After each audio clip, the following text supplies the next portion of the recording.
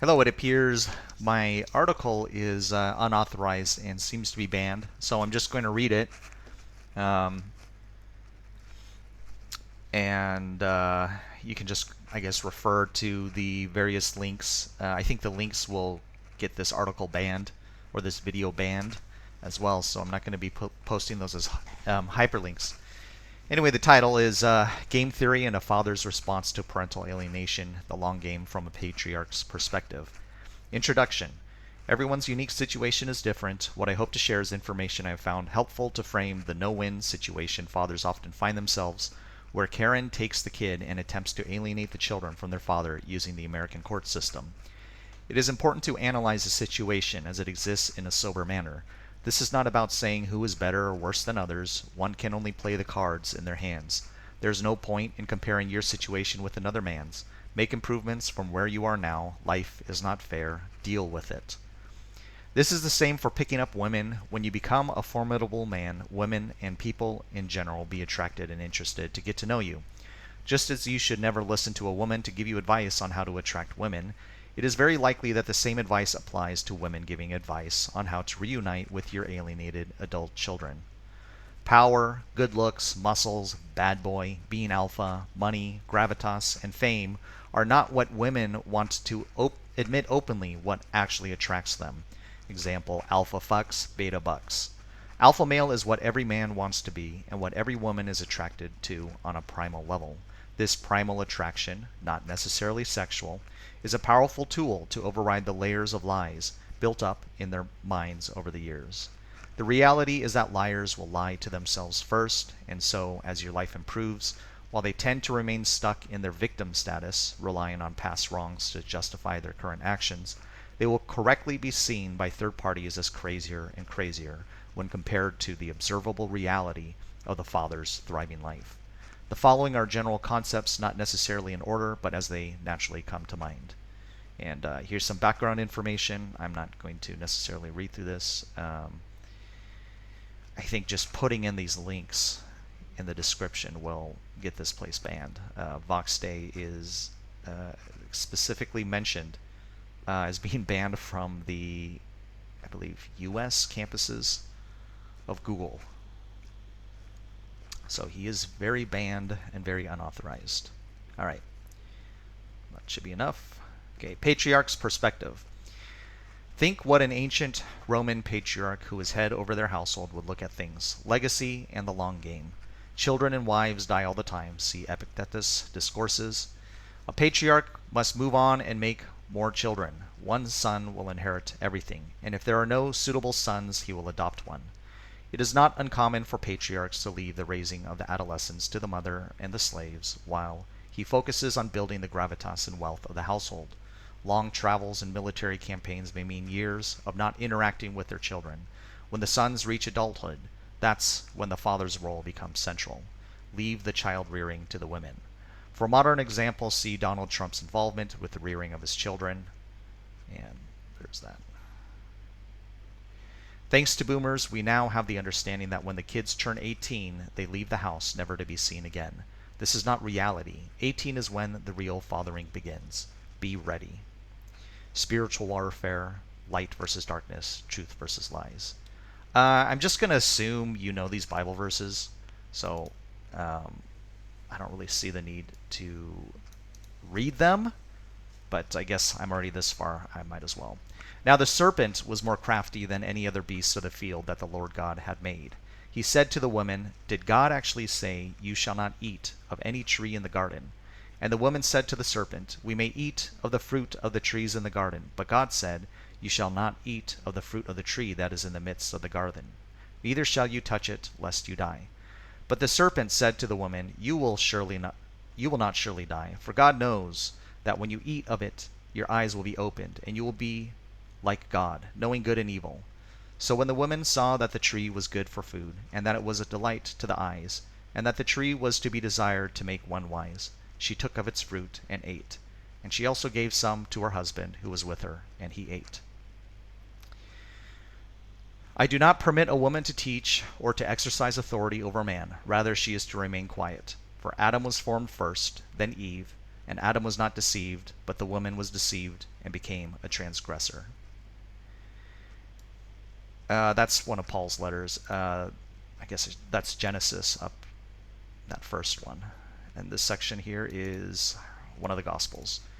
Jesus is saying this. You are of the father the devil, and your will is to do your father's desires. He was a murderer from the beginning and does not stand in the truth, because there is no truth in him. When he lies, he speaks out of his own character, for he is a liar and the father of lies. And it's Jesus again. Do not think that I have come to bring peace to the earth. I have not come to bring peace, but a sword. For I have come to set a man against his father, and a daughter against her mother, and a daughter-in-law against her mother-in-law. And a person's enemies will be those of his own household. This is one of Paul's letters. For we do not wrestle against flesh and blood, but against the rulers, against the authorities, against the cosmic powers over this present darkness, against the spiritual forces of evil in the heavenly places. And then here is Revelations. And the great dragon was thrown down, that ancient serpent, who is called the devil and Satan, the deceiver of the whole world. He was thrown down to the earth, and his angels were thrown down with him. And here's my commentary. The battle you face of truth versus lies is but one battle in the greater war between God and Satan to destroy and pervert God's perfect design. Lies are the main tool of Satan. This war of speaking the truth versus lies has been a war going on since the beginning of time, and will continue and be so until the end of time. Even Jesus Christ was betrayed by one of his 12 closest disciples. Jesus was falsely accused to the point of being crucified. How much more will we, as sinful humans, be subject to the same, if not worse, treatment that Jesus Christ received while here on earth? All kinds of psychobabble words get thrown around, like abuse and narcissist. These words, like racist, sexist, homophobe, transphobic, etc., are simply words used to obfuscate the objective, cold, hard truth. They are primarily used as rhetoric to elicit an emotional response. Understanding and having a firm foundation in the truth, or logos, will keep you sane and being prevented from starting to believe the numerous lies told about you by others, including the great deceiver himself. No one wants to be with a loser. Who wants to be associated with some homeless meth head that is loaded with debt? It doesn't matter if you raised the child yourself or were alienated or just some complete stranger. No one wants to be around someone who smells like piss. There are numerous parallels between how a father views his children and the way he looks at women he wants to be romantically be involved with. Much of the same principles related to self-improvement apply. As a general rule, the amount of love you have for someone has no bearing to how much they will love you back. So work out, live a sober life, work hard, and focus on self-improving every day of your life. Have more children. Demonstrate with your actions and the fruit of your life how absurd all the lies being told about you are. If you made mistakes in the past, you can demonstrate you are a different and better man. The further the reality of your life differs from the lies being told about you, the easier it will be to break those lies. Be a Chad dad, and you will naturally attract women, and men will want to follow you. This will apply to your children. Use the pain to make you stronger. Stop the pity party. It also applies in the reverse. If you are a gamma lambda dad, you'll just repel all people, including your children, whether you raise them or not, and they will rightfully want to flee further contact with you anyway, as soon as they're adults. And when I'm using these Chad dad or terms, it doesn't mean you have to actually be a Chad dad. I'm just using that in terms of trajectory and hyperbole to show extreme examples. Where you are on that continuum, there's worse and then there's perhaps better. But, you are who you are and work toward a certain trajectory. College and fractionalization. It is likely the boomers who popularized the concept of kicking out your children from the house when they're 18 to fend for themselves. Historically speaking, children becoming adults is when the real relationship actually began between the sons and fathers when it comes to teaching the children the trade of the father. The children will not be sent off to never return again to their father's household. This is one of many inverted concepts with modernity. Having a business that the loyal children can participate in will certainly help in reunification. Being around to help them raise your grandchildren can help make up for lost time. When you see the long game, the stakes of having them before they turn 18 become less of a concern. Refer to the shrewd business manager in Luke 16. Use your money to influence your adult children for good. And this is mainly to just combat this false notion of, oh, your children will only love you for your money. Then like the father or the parents don't use any money to help their children. It's very boomerish. Oh, I'm not going to leave anything for my children. Anyway, legal fees versus future inheritance. Will your future adult children prefer to have the tens to hundreds of thousands that you spent on legal fees? This all depends on your net worth and will be your personal judgment call. Don't get caught up with how other people will perceive it. Everything has an opportunity cost associated. Unless you have excess money to spend, sometimes the best path is to simply invest or save what you would have spent fighting a losing custody battle until they turn 18 and you can start having a real relationship. Blind to the truth. And this is Aristotle's Rhetoric, first book. Before some audiences, not even the possession of the exactest knowledge will make it easy for what we say to produce conviction. For argument based on knowledge implies instruction, and there are people whom one cannot instruct. I'm assuming that the father is keeping meticulous records of every text, email, court filing, etc. to provide as a data dump akin to the Hunter laptop when the child turns 18. Here's the reality. Most people are idiots. That means no matter how much information and knowledge you provide them, they'll still keep to their retarded ways. You don't want people retarded like that in your life, even if they are your kids. Your ex-wife is one of these. Don't be surprised if your kids turn out similar to her. Likely at least 50% will.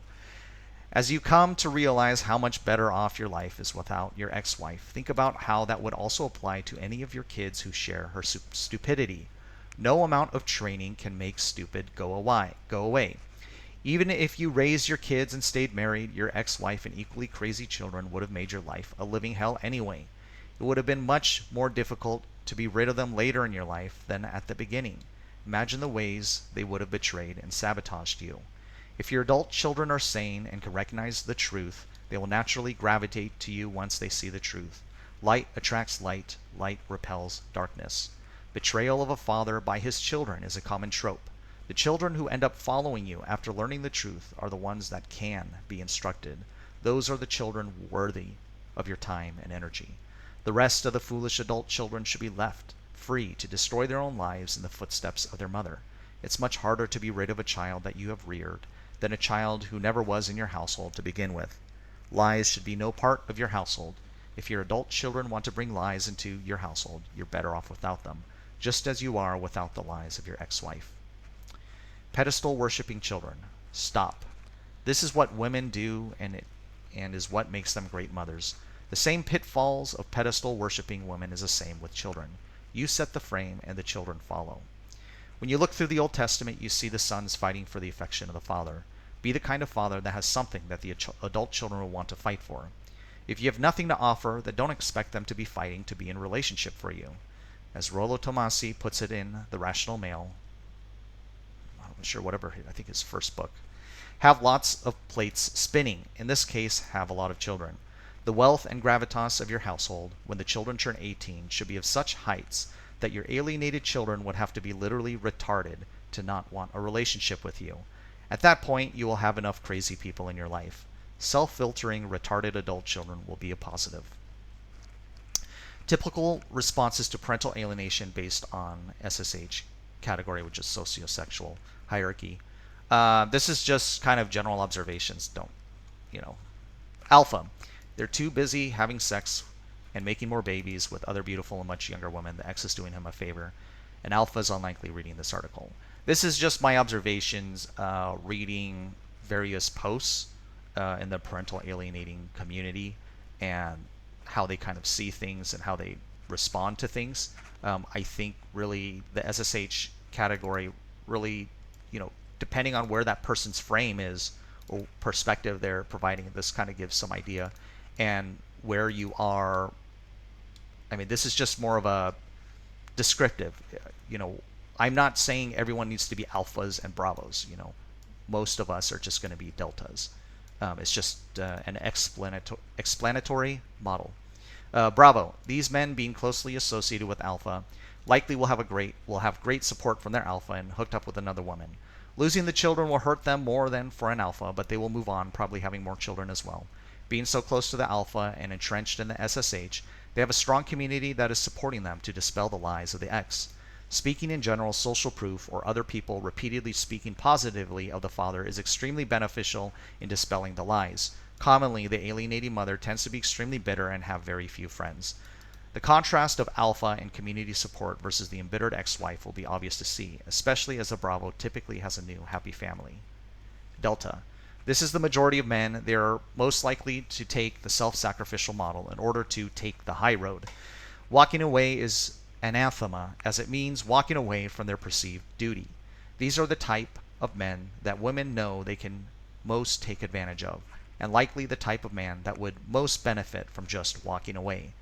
Redirect all the money and energy to being the best man you can be in an essentially no-win situation. Vox Day talks more on this unauthorized video about the pitfalls of Delta. Now, this is not meant to say that deltas are bad. It's just, it's clear deltas are the backbone of Western civilization, and they should be elevated much more than they actually are, and treated much better by women than they actually are. But this propensity to be honorable, and anyway, Vox Day talks about it a lot better in that video.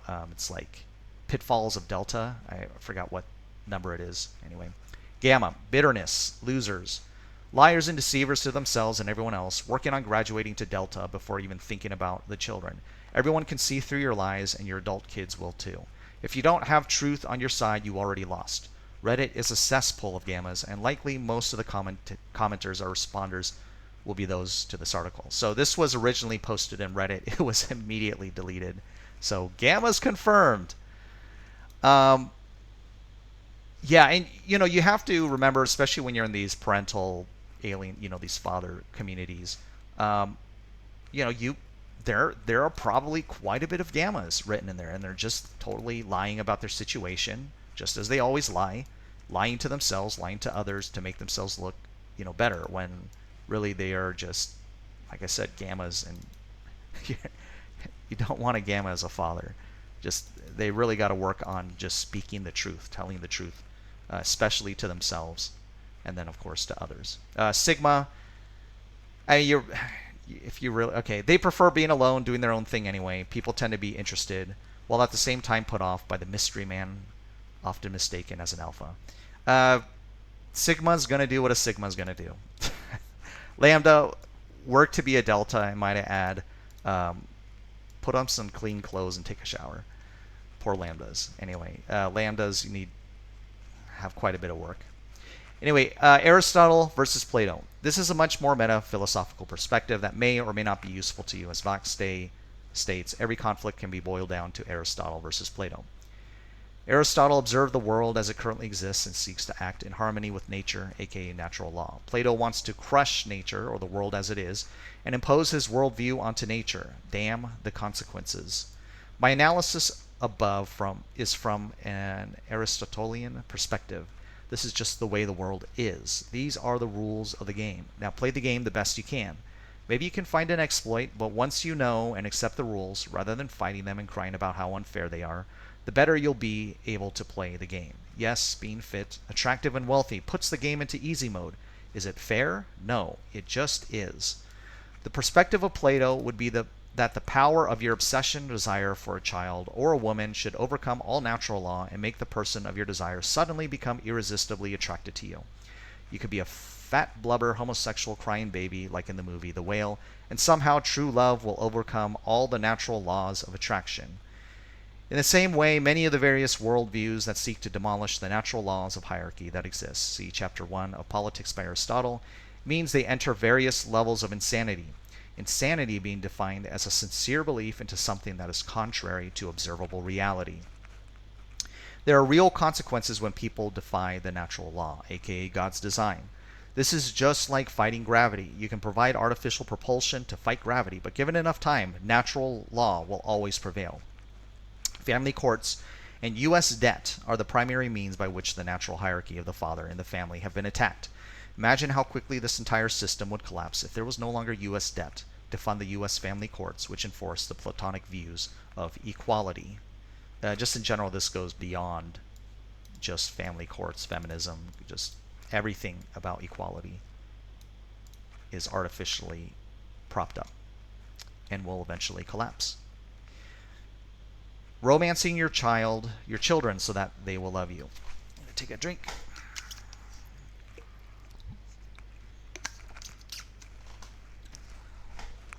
I don't mean literal romance as you would toward a sexual partner. I mean romance in terms of the mindset that you have to prove to your child that you still love them with various little things such as birthday cards, gifts, letters, etc.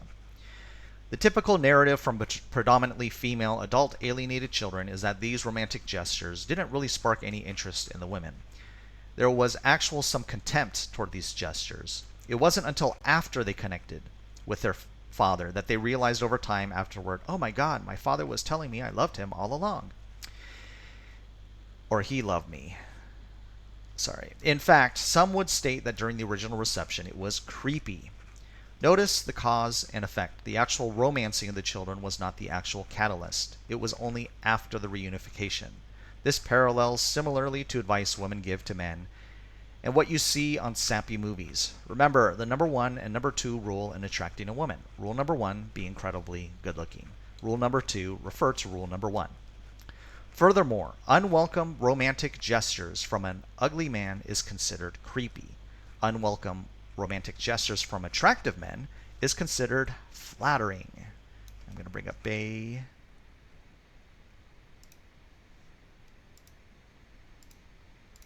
image. I'm going to turn off the display for a second.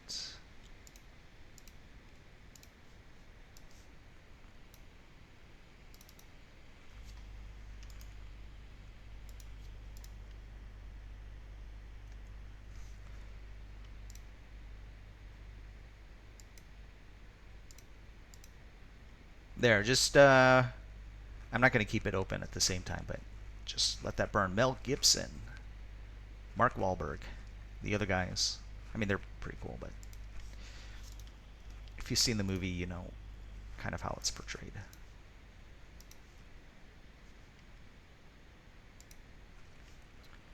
Okay, if you've seen the scene of Mel Gibson's entrance in Daddy's Home 2, you'll understand how interest and attraction to a person is independent of that person's interest in you. I will not go so far as to claim indifference is the best attractant to alienated children. I will say a needy blubber of a mess, wail of a father, would certainly elicit a disgusted reaction. Okay, here we go. I'm going to show you what... Hold on.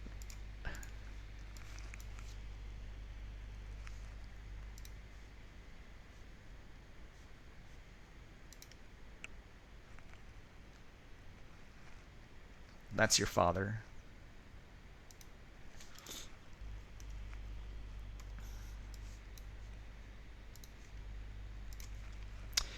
In other words, don't mix up cause and effect. The cause is how attractive you are as a man. The qualities that attract a son versus a daughter will likely be different, but generally speaking, masculinity and strength will attract both. Be of such high caliber and have so many productive things going on in your life that whether your adult children want to spend time with you or not will not necessarily diminish your life. Of course, it'll be an added bonus, but you are doing fine without them, and you'll continue and be fine even if they choose not to join you. Neediness is repellent, and one can't hide it. Strength must be genuine and cannot be faked. This is called inner game. Confidence in the long game. Once you understand the realities of attraction and are on track toward living a masculine, attractive life that will ultimately prevail over the lies being told about you, the pressure you feel toward playing theater to give the appearance you really care, and you do, diminishes. You no longer feel the need to play martyr when you know living a full life is ultimately more beneficial to your adult children. A masculine father that is winning in life will stop seeing Karen taking the kids as necessarily a negative, but having more positive benefits. The winning father maximizes the free time and resources they saved to invest into a better future for themselves and for their household. The father's actions are no longer for their own personal benefit, but honestly for the benefits of the children. And I mean actions in regards to court actions. This can be said as the winning father has so much going on in his life, gaining full custody of the children would actually hinder and inconvenience the father's continual progress. I'm not going to talk about my personal stuff, but anyway. Yeah, anyway, my case, you know, the main reason I'm fighting is to minimize the lies my children are exposed to and to minimize the shock they will experience when they get the data drop. I just don't want to have to deal with that. It's traumatic to them, and it's going to be annoying for me to have to deal with too. And I certainly see Karen with the kids full time to have much more benefits than minuses to me personally. I also have ridiculous amounts of money, so I don't recommend this for most men. I'm just an outlier. I don't recommend it. The father is ultimately responsible for his own actions, and the mother will be responsible for the sins she commits against the children. Being a martyr ultimately is a disservice to the adult children. To the degree that the father chooses to play the court game is a matter of tactics and limited resources. Playing the weepy mess of how much it hurts you as a father wins no points. Instead, the question will arise why you spent all that time crying rather than using that free time absolutely crushing in life. And crushing is a good thing. In terms of the children in courts, do as much as is tactically reasonable with your level of resources, time, and mental fortitude. Unless you are exceptionally rich and have strong inner game, it's likely most men are better off focusing on moving on and building a better life. This is a balanced, nuanced judgment call that no one will be able to provide a clear answer for, and certainly not on the internet. But whatever you do, go forth and crush life hard. You'll be a better man in the end, and that ultimately will likely be the primary factor for anyone, including your adult children, to be attracted and interested in having a relationship with you. And that's it. There's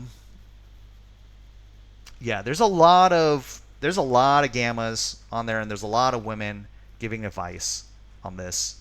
So, I hope this helps you. It is a bitter pill to swallow, but life just is. Life is not fair. Deal with it. Play the best hand of the cards you have in your life. And that's it. And you move forward. What else can you do? Cry about it? I mean, it's like, what else can you do? You just got to move forward. And, just the, understanding where a lot of these other guys are coming from. It's similar to the whole black pill and red pill movement and, incels and all of that. I mean, very much, similar sorts of psychological patterns, behavioral patterns can be observed in how different fathers react to the rejection from their children. And so I wish you the best. Oh, also, you notice here it's interesting, both in the red pill and when dealing with parental alienation, it just comes down to you. Improve yourself. You are the center. You are the focal point. And you got to focus. You got to focus on improving you, and everything else will fall into place. This obviously there are going to be unique factors. I'm just talking generally speaking, so just apply it generally speaking, and maybe it helps you, maybe it doesn't. All right, good luck and God bless you.